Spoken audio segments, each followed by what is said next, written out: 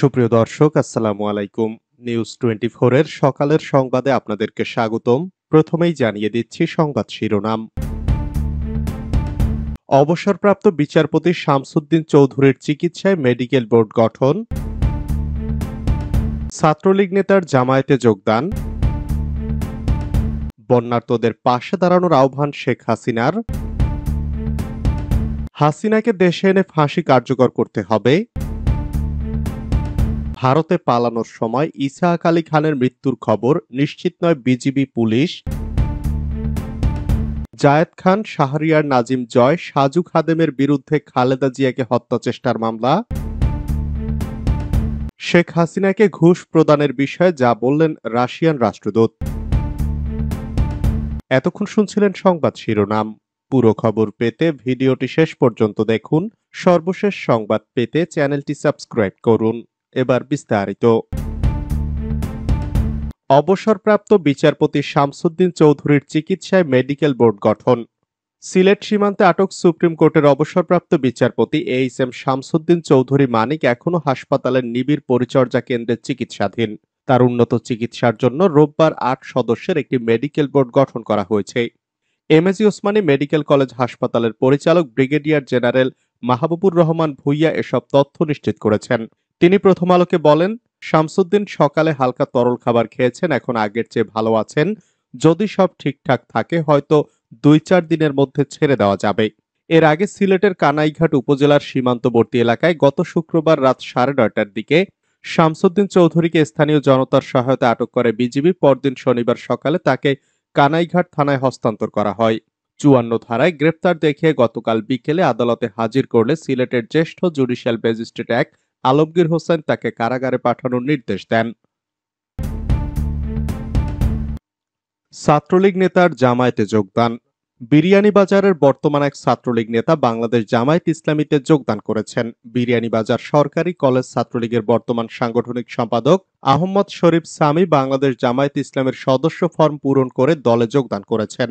আহমদ শরীফ সামি বিরিয়ানীবাজার পৌর এলাকার শ্রীধরা গ্রামের আব্দুল হাসিবের পুত্র। শনিবার তিনি ছাত্রলীগ ত্যাগ করে জামায়াতে যোগদানের বিষয়টি নিশ্চিত করেন। বন্যার্তদের পাশে দাঁড়ানোর আহ্বান শেখ হাসিনার। আওয়ামী লীগের সভাপতি ও সাবেক প্রধানমন্ত্রী শেখ হাসিনা বন্যায় বিপন্ন মানুষের পাশে দাঁড়াতে দলের নেতাকর্মী সহ দেশবাসীর প্রতি আহ্বান জানিয়েছেন। রোববার সামাজিক যোগাযোগ মাধ্যম ফেসবুকের আওয়ামী লীগের অফিসিয়াল পেজে প্রচার করা সংবাদ বিজ্ঞপ্তি থেকে এ তথ্য জানা গেছে। বিজ্ঞপ্তিতে সই করেছেন আওয়ামী লীগের দপ্তর সম্পাদক ব্যারিস্টার বিপ্লব বড়ুয়া।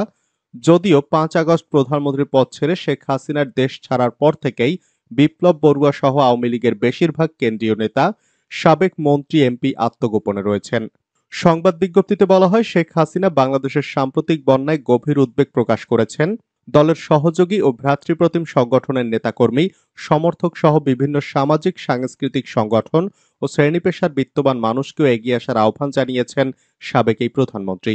বন্যায় মৃত ব্যক্তিদের রুহের মাগফিরাত কামনা করে তাদের পরিবারের সব সদস্যদের প্রতি সমবেদনা জানিয়ে ধৈর্য ধারণ করার আহ্বান জানান আওয়ামী লীগ সভাপতি। হাসিনাকে দেশে এনে ফাঁসি কার্যকর করতে হবে। বাংলাদেশ জামায়াত ইসলামের ঢাকা মহানগরী দক্ষিণের সহকারী সেক্রেটারি, বাংলাদেশ ইসলামী ছাত্র শিবিরের সাবেক কেন্দ্রীয় সভাপতি ও ঠাকুরগাঁও উন্নয়ন ফোরামের চেয়ারম্যান মোহাম্মদ দেলোয়ার হোসেন সাবেক প্রধানমন্ত্রী শেখ হাসিনাকে উদ্দেশ্য করে বলেছেন, আপনি যেমন আপনার বাবার খুনের অভিযোগে বিদেশ থেকে অভিযুক্তদের ধরে এনে বাংলাদেশে ফাঁসি কার্যকর করেছেন, ঠিক তেমনিভাবে এদেশের হাজার হাজার মানুষকে হত্যার দায়ে, পঙ্গু করার দায়ে, গুম করার অপরাধে আপনার বিচার করা হবে। বিশ্বের যে দেশেই যান না কেন সেখান থেকে ধরে এনে জনতা আপনার বিচার করবে। আপনার তৈরি করা ট্রাইব্যুনালেই আপনার ফাঁসি কার্যকর করবে এদেশের নির্যাতিত মানুষ।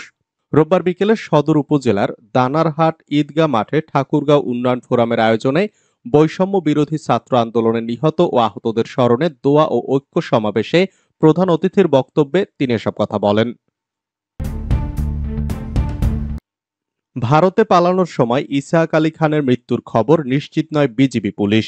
ছাত্রলীগের কেন্দ্রীয় কমিটির সাবেক সাধারণ সম্পাদক ও পিরোজপুর জেলা আওয়ামী লীগের সদস্য ইসাহাক আলী খান পান্না ভারতে পালানোর সময় মারা গেছেন বলে খবর বেরিয়েছে। গতকাল শনিবার দুপুরের পর থেকে সামাজিক যোগাযোগ মাধ্যম ফেসবুক ও বিভিন্ন গণমাধ্যমে এ সংক্রান্ত খবর ও ছবি ভিডিও ছড়ায়। রোববার সন্ধ্যা 6:30 পর্যন্ত আনুষ্ঠানিকভাবে আইনশৃঙ্খলা রক্ষাকারী বাহিনী তার মৃত্যুর তথ্য নিশ্চিত করেনি। স্বজনেরাও মৃত্যুর খবর পাওয়ার কথা জানিয়েছেন, কিন্তু কোথায় কিভাবে মারা গেছেন নিশ্চিত করে বলতে পারেননি। এদিকে সিলেট সিটি কর্পোরেশনের সদ্য সাবেক মেয়র মোহাম্মদ আনোয়ারুজ্জামান চৌধুরী গতকাল শনিবার বিকেল 5টার দিকে লন্ডন থেকে বাংলাদেশের বর্তমান পরিস্থিতি নিয়ে ফেসবুক লাইভ করেন। তখন তিনি ইসহাক আলী খান পান্নাকে হত্যা করা হয়েছে বলে দাবি করেন। জানতে চাইলে আজ বিকেলে হোয়াটসঅ্যাপে আনোয়ারুজ্জামান চৌধুরী প্রথম আলোকে ইসহাক আলী খানের মৃত্যুর বিষয়টি নিশ্চিত করেন। তিনি অভিযোগ করে বলেন তাকে হত্যা করা হয়েছে, তবে কোথায়, কবে এবং কারা হত্যাকাণ্ড ঘটিয়েছে এ বিষয়ে কোনো মন্তব্য করেননি। জায়েদ খান, শাহরিয়ার নাজিম জয়, সাজু খাদেমের বিরুদ্ধে খালেদা জিয়াকে হত্যা চেষ্টার মামলা। প্রায় এক দশক আগে বিএনপির চেয়ারপারসন খালেদা জিয়ার গাড়িবহরে হামলা চালিয়ে হত্যা চেষ্টার অভিযোগে একটি মামলা করা হয়েছে। মামলায় 50 জনকে আসামি করা হয়েছে। আসামিদের তালিকায় চিত্রনায়ক জায়েদ খান, উপস্থাপক শাহরিয়ার নাজিম জয় ও অভিনেতা সাজু খাদেম রয়েছেন। রোববার ঢাকার মেট্রোপলিটন ম্যাজিস্ট্রেট জাকি আল ফারাবির আদালতে শাহরিয়ার ইমান নামের এক ব্যক্তি বাদী হয়ে মামলাটি করেছেন। আদালত বাদীর জবানবন্দি গ্রহণ করে তা মতিঝিল থানার পুলিশকে এজাহার হিসাবে গ্রহণের নির্দেশ দিয়েছেন। শেখ হাসিনাকে ঘুষ প্রদানের বিষয়ে যা বললেন রাশিয়ার রাষ্ট্রদূত। বাংলাদেশে নিযুক্ত রাশিয়ার রাষ্ট্রদূত আলেকজান্ডার মান্টিটোস্কি বলেছেন, রূপপুর পারমাণবিক বিদ্যুৎ কেন্দ্র প্রকল্পে $5 বিলিয়ন ঘুষ দেওয়ার বিষয়টি সম্পূর্ণ মিথ্যা ও গুজব। রবিবার নগরীর শেরেবাংলা নগরে এনইসি সম্মেলন কক্ষে অন্তর্বর্তীকালীন সরকারের অর্থ উপদেষ্টা সালেউদ্দিন আহমেদের সঙ্গে বৈঠকে আগে এক প্রশ্নের জবাবে তিনি এসব কথা বলেন। রূপপুর পারমাণবিক বিদ্যুৎ কেন্দ্র থেকে $500 কোটি বেশি আত্মসাৎ করেছেন বাংলাদেশের ক্ষমতাচ্যুত প্রধানমন্ত্রী শেখ হাসিনা। এই কাজে সহায়তা করেন তার ছেলে সজীব ওয়াজেদ জয় ও ভাগ্নি টিউলিপ সিদ্দিক। গত শনিবার গ্লোবাল ডিফেন্স কর্পের প্রকাশিত এক প্রতিবেদনে এমন চাঞ্চল্যকর তথ্য উঠে এসেছে। এ বিষয়ে প্রশ্ন করা হলে রাশিয়ার রাষ্ট্রদূত বলেন, নির্বাচনের আগ থেকেই এই গুজবটা তৈরি করা হয়েছে। আমরা কি এতই ক্রেজি হয়ে গেছি একজনকে 5 বিলিয়ন দেব? একটা প্রকল্প শুরু হলো আর 5 বিলিয়ন দিয়ে দিলাম? এটা রিউমার ও মিথ্যা। পোশাক খুলে পালানোর সময় ধরে বেঁধে রাখল ছাত্ররা। সচিবালয় এলাকায় আনসার সদস্যদের সঙ্গে শিক্ষার্থীদের ধাওয়া পাল্টা ধাওয়া ও সংঘর্ষের ঘটনা ঘটেছে। এতে করে অন্তত 40 শিক্ষার্থী আহত হয়েছেন বলে প্রাথমিকভাবে জানা গেছে। শিক্ষার্থীদের উপর হামলা করা হয়েছে এমন খবর পেয়ে সচিবালয় অভিমুখে রওনা হন হাজার হাজার শিক্ষার্থী। পরিস্থিতি দেখে আনসার সদস্যরা পিছু হটতে শুরু করেন। এক পর্যায়ে ধাওয়া খেয়ে আনসার সদস্যরা সচিবালয় ছেড়ে পালাতে শুরু করেন। শিক্ষার্থীদের চোখ ফাঁকি দিতে অনেকে পোশাক খুলে পালাতে চেষ্টা করেন। পোশাক খুলে পালানোর সময় আনসারের এক সদস্যকে ধরে বেঁধে রাখেন বিক্ষুব্ধ ছাত্ররা। রোববার রাত 9:50 দিকে সচিবালয়ের সামনে থেকে পালিয়ে যেতে থাকেন আনসার সদস্যরা। সচিবালয়ের সামনে আনসার ও শিক্ষার্থীদের সংঘর্ষ, আহত 40।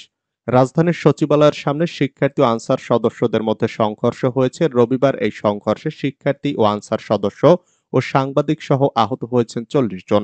তারা সবাই ঢাকা মেডিকেল কলেজ হাসপাতালের জরুরি বিভাগে চিকিৎসাধীন রয়েছেন। বিষয়টি নিশ্চিত করেছেন ঢামেক হাসপাতাল পুলিশ ফাঁড়ির ইনচার্জ পরিদর্শক মোহাম্মদ বাচ্চু মিয়া।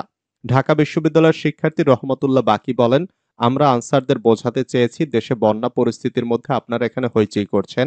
আপনাদের দাবি দেওয়া তো মেনে নেওয়া হয়েছে, আপনারা এখন চলে যান। এ বলতেই তারা আমাদের উপর হামলা চালায়। এতে প্রায় শতাধিক শিক্ষার্থী আহত হয়েছেন বলে দাবি করেন তিনি।